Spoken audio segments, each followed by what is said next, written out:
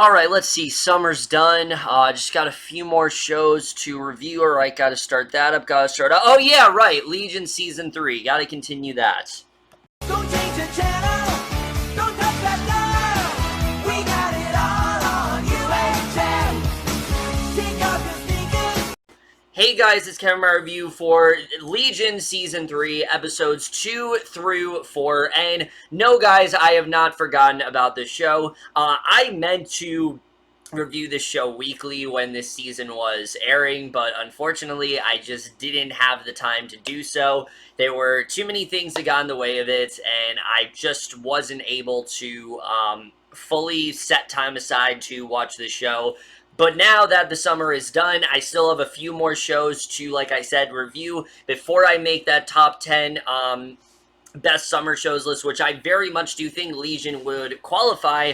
I knew that I could not end without finishing off this season, so in the next few days, I will in fact finish Legion Season 3. Obviously, though, I'm not going to do an individual review for every episode, because one, that's just too time-consuming. Two, this season is pretty much already aired. It ended like 2 weeks ago. You guys, are probably not that urgent to hear my thoughts, so I decided I'd just do it this way. I'm going to review 3 episodes in this video, 3 episodes the next one, then the finale I will review on its own. But of course, we're just going to get into this right now, starting off with episode 2. And I'll just say right now, all 3 of these episodes are great. I mean, Legion has yet to do an episode that is nothing short of amazing. Every episode they've done up to this point has been fantastic, and that's definitely still the case this season. But out of the 3 episodes we do get, this one definitely is the most standard. That's not saying much, because Legion doesn't really have a status quo, and that's one of the reasons I love it as much as I do. But this is definitely more of a table-setting episode. We get a better idea of where things really are headed for this season, and I really love a lot of things here. First of all, the stuff between David and Jia, I think they do a very good job with in this episode. They were bonding between them, where David, really wants to use Jia to his advantage, trying to figure out how far her power can go, knowing that she can time travel and things like that. He really wants to put this to good use. However, we also see there are certain things she still can't do. She can't pull David in completely. She always has gone in alone. She hasn't really gone with someone else, and she still is kind of perfecting her abilities there. And I think that's a very interesting idea, and I really do love the bonding between these two, the way that he wants to help her out and things like that, I think is really good. But she decides to recruit Carrie. Carrie's the person that is going to help her out here in finding a way to work out this time travel thing, and I actually really like seeing that. I feel like, as much as I do like female Carrie, Bill Irwin as Carrie is also fantastic, and I feel like they're doing a really good job with utilizing both of them. But Carrie's someone who he does fairly get pushed to the background. It's mainly the female version of Carrie that sticks out, but I actually did like that Carrie had a big role to play on his own in this episode, where, basically there's this whole thing that plays out where Carrie at first is with, Division 3 and all of them and things like that, and eventually Jia does get to Carrie, and basically by doing this, she needs Carrie to, expand her field so she can take David with her, and basically she is able to figure this out somehow, but we don't actually get to see that play out, which I thought was interesting. But I like seeing Jia, trying to perfect her ability, showing that she's not completely indestructible. There are things that she simply doesn't know how to do, and again, it just makes her a really well-written character in that way, and I really did appreciate that here for sure. And again, the bonding between those two is just so strong. I really like what we did get there, but it really is Sid and David. That's the stuff that I think really does stick out here for sure. They really do handle this whole situation when it comes to David sexually assaulting her and David raping her, which at this point, yes, it very much does seem like this is a real thing. It doesn't seem like this is something that Farouk is,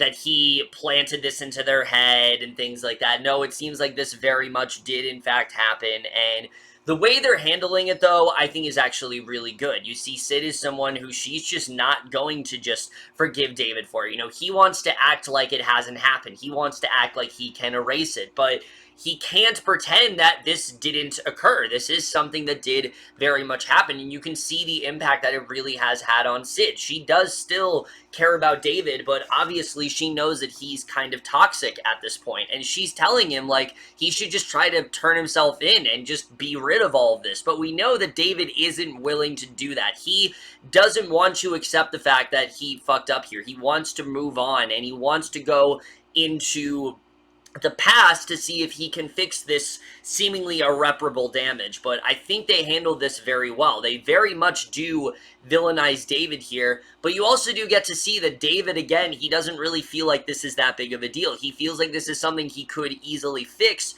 while as Sid, I mean, she is being very cautious about this as well, because she just wants David to turn himself in so they can get over this. And I really do like the way things are playing out there. I think they're handling this conflict quite well. And again, a lot of people were worried how they were going to move on from how they were going to handle this, but I think they're doing some really good work there for sure. And I definitely did appreciate that. But the scene also, like I said, does a really good job of establishing where things are going to be for the rest of the season. We got sort of like a force projection thing going on, which I thought was really cool. But also, since Sid is suggesting this stuff to David, instead of David, the past David would feel sympathy for this David grows more and more enraged. You see things start to get all red, and because of that, his followers also start to become a lot more angry, and I thought they did some really interesting stuff there. Also, getting to see Carrie fighting all of them off, I thought was a lot of fun. Lenny does get away. Unfortunately, I would have kind of liked to see a face-off between them, but her getting them all in that net, I thought was a really cool moment, and I definitely really did appreciate that for sure. And like I said, it sets in, it really does a great job of setting up where we're going to be for the rest of the season. I think they did a really good job with that. We do get one moment with Farouk in this episode where basically Sid,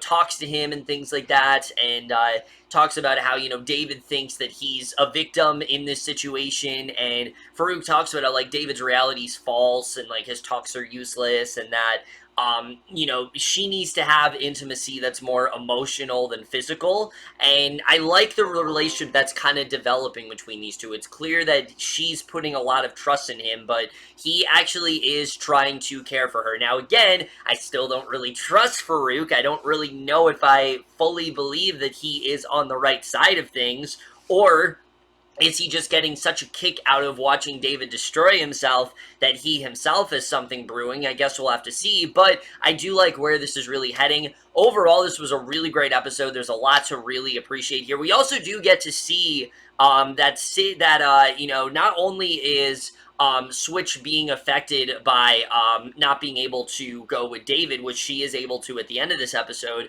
but she's also losing teeth because of it. This is starting to have a very visceral effect on her, and I thought that was also very interesting. Just a really great episode overall that I think had some really great, again, a lot of great table setting stuff, and really does a good job of setting up where the rest of the season is going to go. And now we're going to talk about episode 3, which this episode, there's not a ton to talk about, mainly because we know what's going to happen. However, I have to say, this was still an incredibly riveting episode, and one that felt very rewarding as well. Pretty much from the first episode, we've always known that David's real father is, in fact, Professor X. We knew at some point we were going to see him, and we finally do here. And I have to say, it very much paid off. I love what we got to see here with the love between Charles, who they don't really call him Professor X here. They just refer to him as Charles, which I think actually makes sense, considering that the story isn't about him being Professor X, is about him as Charles Xavier and the love that he has for this woman, Gabrielle Haller. And Gabrielle Haller is basically this woman that she was in a concentration camp. She's now in Clockworks and things like that, and we realize that these two actually met very similarly the way that Sid and David did. So there actually is a contrast there, which I think is actually really interesting for sure. And they do a really good job with that, fleshing out this relationship. And I have to say, Harry Lloyd, I thought was a phenomenal Charles. I thought he did a really great job. Even seeing stuff like, his telepathy and things like that, and getting to see him with the Cerebro. I mean, it was just great. I really loved it. And they did a really great job with, giving you the things you want from Charles, but also not trying to make this just an hour of fan service. It is very much about David and how he's really the catalyst for why the relationship went sideways. Basically Charles went off on this business trip to Morocco, and that's what lured Shadow King in. And very quickly, Shadow King, he was haunting in the shadows. He eventually does abduct David, and this really kind of threw a wrench into their relationship, and it's very devastating to watch, and they do a really great job with that for sure. And like I said, it really is because of how great the chemistry between Harry Lloyd and Stephanie Coruscant. I thought they did a really great job, but also just the narrative of the episode and seeing David taking the blame for what's happening and actually getting to see this play out, I thought was very effective. But the other thing that really works well about this episode is that the whole time we don't actually know what's real and what's real as in where David and Switch are, what are they watching, and what is just a flashback. And I thought that was actually a really interesting idea. We know obviously David is trying to go back in time, we just don't know how much he actually gets to see. And I thought overall they did a really good job with this one. I liked where this ended up going for sure. And I like that things don't work out the way that David and Switch want them to. They don't really change anything here. They get to see the way things played out, but they don't really get to change much.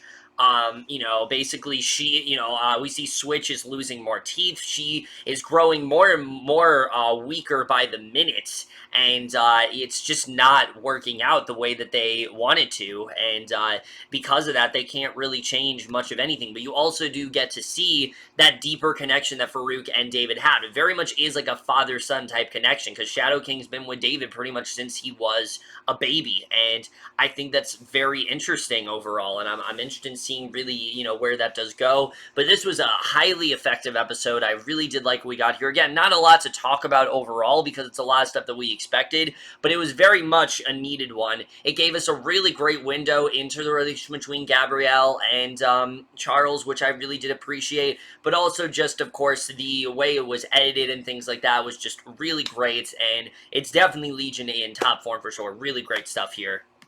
Alright, so now finally we're going to talk about episode 4, and out of the 3, this was easily my favorite, mainly because this is when things really start to come crashing down for David. There are basically these monsters known as the Time Eaters, and it's basically what you think it is. Now that they're time traveling, things are just not really going great. There are gaps of time that are being repeated.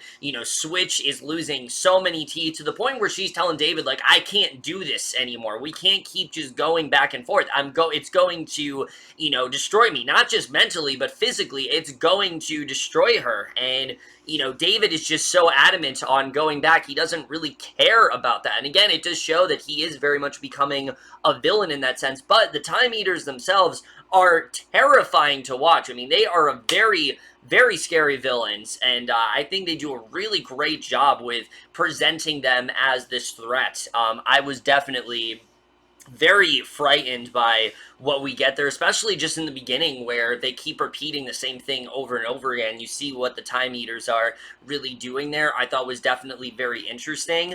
But basically, David ends up learning to time travel on his own. He doesn't go with Switch. And he wants to try to save his mom. He wants to try to save her, while she's in the camp and things like that. And he has this moment with her, talking about how, like, his life was taken from him and wants to see if Gabrielle can remember him. And it's a really interesting moment. I really like the way things were done there. Unfortunately, though, he is unable to get to the demons. They just keep eating time and things like that. And, it just doesn't really seem to be working out. So the rest of this episode, we do focus on our secondary characters a lot more, but particularly Sid, who I think we get some really great character progression from her. Obviously, we found out last season that, like, that whole situation happened with her mom and how she essentially, made it seem like her mom's boyfriend raped her and things like that, when in reality it was that Sid has never really felt sex before, and she wanted to finally feel that. And I like that moment where Sid gets to meet up with her younger self and basically warn her of what love really is, and that she does find love, but it's not perfect. It's very dangerous. It doesn't go the way that she wants it to in that way, and that they're always going to have this disadvantage in which they can never really feel anything. And it does show Sid's progression in that way. You know, the whole me first thing, that's very important to her now. She is growing more independent. She's starting to get in touch more with her own body. That's the one thing that she hasn't been able to do her entire life, and you see she's starting to do that. It's this great moment of catharsis for her, and I thought Rachel Keller was just phenomenal in that scene. I mean, she's great every episode, but this scene in particular, I thought she was so strong. I love the way that was done, and you know, I love that Sid didn't know, like, if they were going to switch places or not and things like that, and how she kind of wishes that she went to that desert island with David. She wishes that's what happened. Unfortunately, though, nothing ends up happening. She realizes that this was a demon the entire time, and again, it's a really nice moment for Sid, though. It's her kind of starting to realize, like, how far she's really come, and I definitely really did like seeing that here for sure. I also thought that it also gets Carrie to break free of David's spell, which, you know, he was helping him, and now obviously he's not now. It also seemingly kills Ptonomy, which is the only thing I wasn't really a big fan of. I don't really understand what the point of having him in here really was, if it's just gonna kill him, but whatever. Easily the most effective moment of this entire episode is what we get with Lenny here.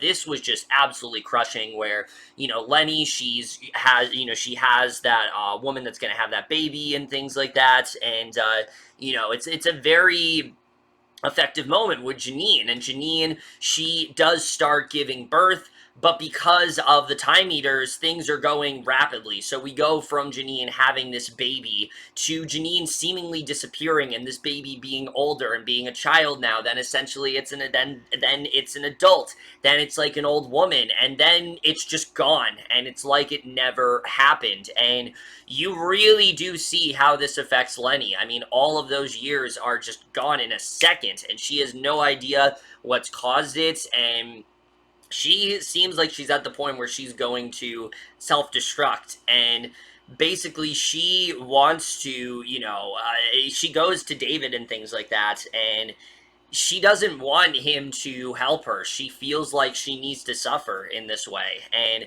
I think it's very interesting. It's kind of like Lenny knows, like, what she did. She knows what she did to Amy last season. You know, she's very cognizant of that, and she kind of feels like she needs to pay. And it's a very effective moment there for sure. And I think they did some very, again, just, it really shows how great of an actress Aubrey Plaza really is. Just that moment alone where, again, her daughter is aging rapidly. It's just so devastating to watch. You see what this really does do to Lenny, and I'm definitely very nervous. I'm excited, but I'm also nervous to see where this does go in the next episode for sure, because it just seems like she's at a point where she just doesn't care anymore, and she's just willing to suffer at this point. So I guess we'll have to see what ends up happening there.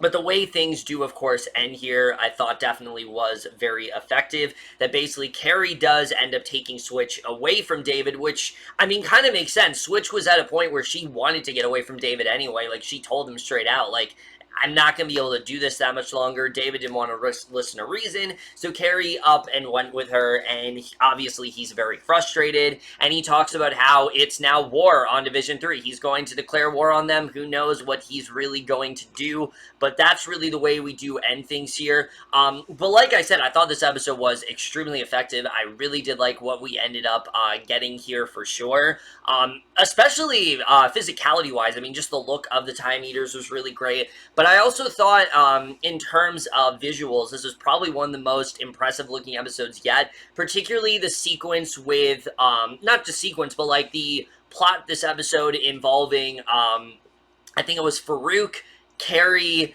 and a couple others. Clark was there too. They're in this place known as the time between time and space. It's kind of like this stop motion-esque sort of world. Everything moves really slowly.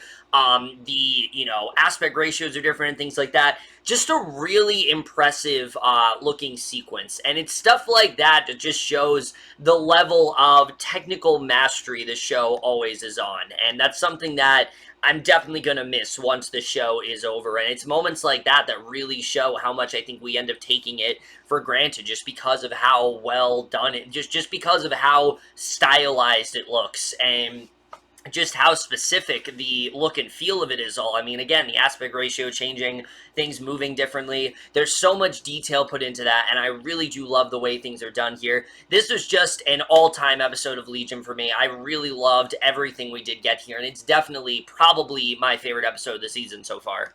So, moving forward, I don't really know what's going to happen. Obviously, David has declared war on Division 3, so that definitely can't be good. But we also know he's at a point where he's this ticking time bomb. He's just waiting to erupt at any second, and who knows really what's going to end up happening there, of course.